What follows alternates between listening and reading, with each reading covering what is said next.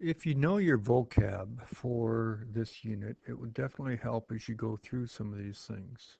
Your average rate of change is really just the slope between 2 points, slope of your secant line given to you by this formula here.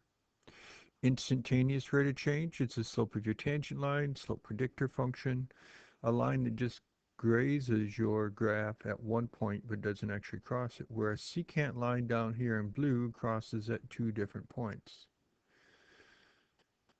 Here's the rest of your vocab that you should be familiar with, and making sure you're kind of tucking away in your mind as you go along here.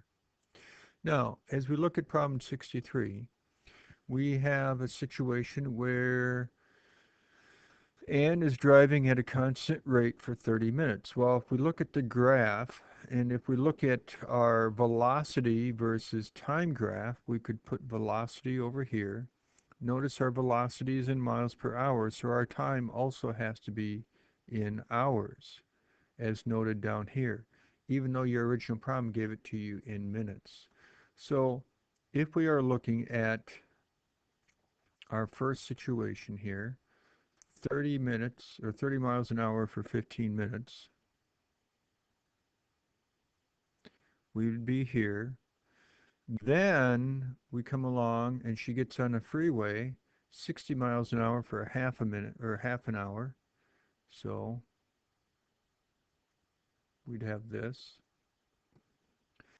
Then she gets off the freeway and has to stop and wait due to road construction. So 15 minutes where there's no speed, no velocity. And then she does the very last part, 30 miles an hour for 15 minutes. So her velocity graph would look similar to this. So what would her distance graph look like? Well, we know distance. She's starting out at 0 for 0 time. Well, distance, as we look at this first part, would really be the area underneath our curve right here. So if we look at our distance, this would then be for our area 30 miles per hour for this side. This side would be 1/4 of an hour. So if we multiply that together, we get 30 over 4 or 15 over 2. So at a quarter of an hour, we'd be at 15 over 2, which is about 7.5. So our distance for that first part would look something like this, starting out here, going to here. So now we need to go ahead and look at the distance for the next part.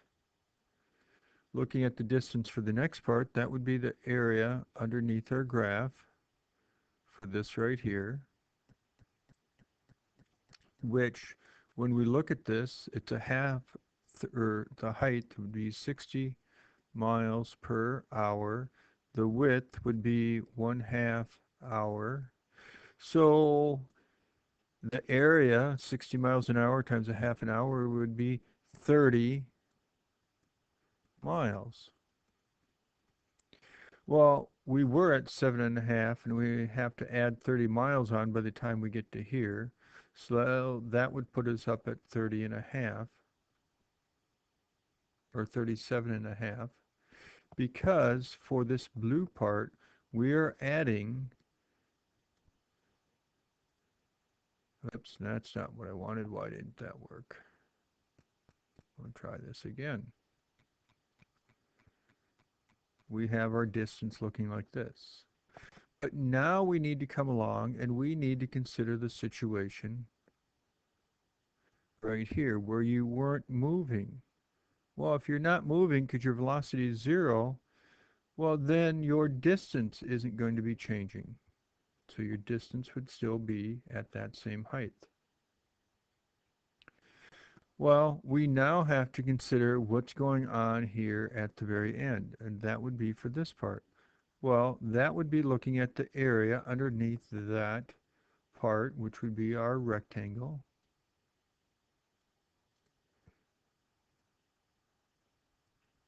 which would still be 15 minutes wide or a quarter of an hour. Our height is 30 miles an hour, so we go ahead, multiply 30 miles an hour times a quarter hour, which is 7.5. So we were at a height of 37.5 here, and we have to add 7.5. So that puts us up at a total of 45.